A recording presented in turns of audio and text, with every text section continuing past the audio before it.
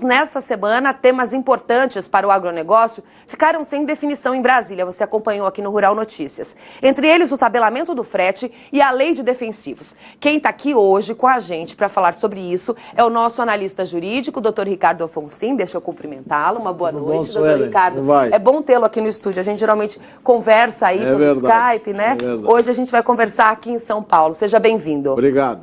Doutor Ricardo, a questão do tabelamento chegou nas mãos do ministro Fux, mas parece que nem o setor produtivo e nem os caminhoneiros querem, né, de alguma maneira, resolver esse impasse, não querem ceder, na verdade, né? Para onde vai isso? Para que caminho, doutor Ricardo? Pois é, Sueli. Boa noite aos amigos do Rural Notícias. É um prazer estar aqui ao vivo hoje. Realmente o ministro Fux, ao assumir essa condição de tentar ser conciliador, né, o judiciário, quando entra, especialmente o Supremo Tribunal Federal, quando se propõe a fazer esse tipo de coisa, termina arrumando mais confusão do que já estava.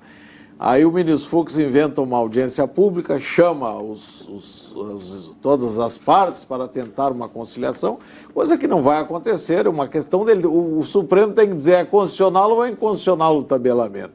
Ele já pediu dois pareceres, um do CAD, outro da NTT, e daí para diante não restaria outra coisa que não decidir se ele dá uma liminar pela constitucionalidade ou inconstitucionalidade desse tabelamento. E, em função disso, como já comentei outro dia aqui, as coisas vão se adiando, vão se prorrogando e chegaremos aí não sei aonde com isso, e os prejuízos que isso está causando, os navios parados no porto, a questão, as empresas preocupadas em contratar frete diferente da tabela, aí vai ter problemas. O travamento de mercado, como a gente acompanhou agora. Aí com uma situação terrível, baixando o preço da soja, de outras commodities. Então, realmente, essa situação do tabelamento e a questão do próprio, que consequência da greve dos caminhoneiros, resultou nisso tudo e não sei como é que isso vai terminar. Infelizmente, o ministro Fux tomou essa atitude de buscar essa conciliação numa audiência que não deu em nada e ele tem que decidir. É isso que precisamos para ver se a tabela é ou não é constitucional. No meu entendimento, é absolutamente inconstitucional, ainda mais uma tabela fixada por medida provisória.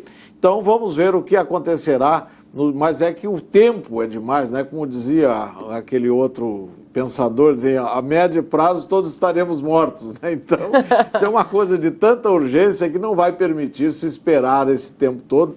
E não é, e nós estamos falando aqui só na questão da soja, mas do mercado externo, mas nas coisas mais simples do dia a dia, a influência disso tudo é violenta. Os preços dos hortifrutigranjeiros, tudo isso está sofrendo imensamente em consequência dessa questão do tabelamento, em consequência ainda da greve dos caminhoneiros que nós tivemos. Então, realmente, mais 30 dias, 20, 30 dias aí pela frente, indefinido, vai ser uma coisa terrível, Sueli. Agora, doutor Ricardo, a lei dos defensivos também sofre pressão, né? Teve até ameaça de bomba do Greenpeace essa semana, né? Uma história surpreendente. Estava conversando com o Benedito Rosa sobre isso ontem.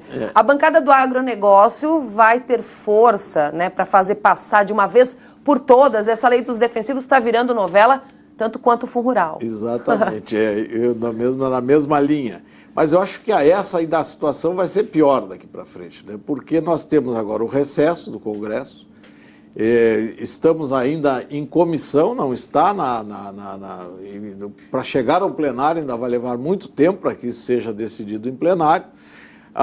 É um assunto muito sensível, porque envolve saúde pública, envolve questões de altos interesses, envolve a questão do governo em si, de sua prestação de serviço em relação a isso tudo, mas eu vejo assim que tem dois pontos importantíssimos. Primeiro, que é um entendimento romântico que fosse possível produzir alimentos sem defensivos agrícolas, sem agrotóxicos, era um nome que não, a discussão até fica já no nome. É, né? Nominal, né? Defensivos, ou é o agrotóxico, ou é veneno, ou não é veneno. Quer dizer, então, tudo isso, o fato principal é que não se produz alimentos sem defensivos agrícolas, porque nós temos pragas que precisam ser atacadas por algum tipo de defensivo, pelos defensivos, né? Sempre eu digo, a questão da doença depende da dose do remédio, quer dizer, se o remédio for aplicado em excesso, o paciente vai morrer, o resultado será negativo. Tem que haver o remédio certo, na quantidade certa, para que a produção brasileira consiga ter a defesa em relação às pragas de todo tipo que são assoladas num país do tamanho do Brasil, com a diversidade que tem, realmente é uma questão complexa. E no segundo ponto, eu vejo esse pessoal romântico, antes disso o pessoal romântico que fica lá no Leblon, os artistas usando um lobby fantástico, parece que será possível produzir alimentos sem agrodefensivos, sem defensivos agrícolas, sem agrotóxicos, como queiram. Mas é impossível que isso aconteça, então essa pressão dos artistas, isso tudo é uma coisa que não pode sobrepor-se à realidade. E, por outro lado, a questão do governo que não tem eficiência no seu trabalho, então que resulta em tudo isso. Nós estamos atrás, leva 8 anos para aprovar um defensivo desses, e enquanto isso nós vamos ficando atrasados, e aí sim nós temos um grande prejuízo, porque estamos usando coisas que já estão vencidas, que já estão, o mercado hoje já tem outras tantas coisas que poderiam estar resolvendo esse problema. Então, pela incompetência do governo no lado. Aí a discussão no projeto de lei 6299 é excessiva. Quem é que vai ser o competente? Ou se terá competência, se vai tirar a questão do Ministério, vai ser o Ministério da Agricultura, quem vai ser?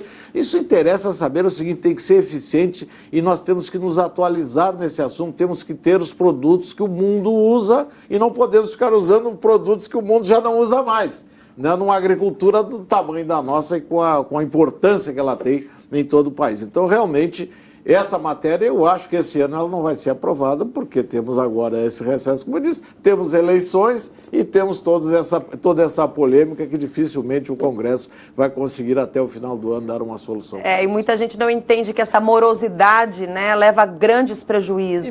Imensos prejuízos nós teremos realmente nesta questão, e como na outra questão do frete que nós estamos falando aqui, grandes dificuldades.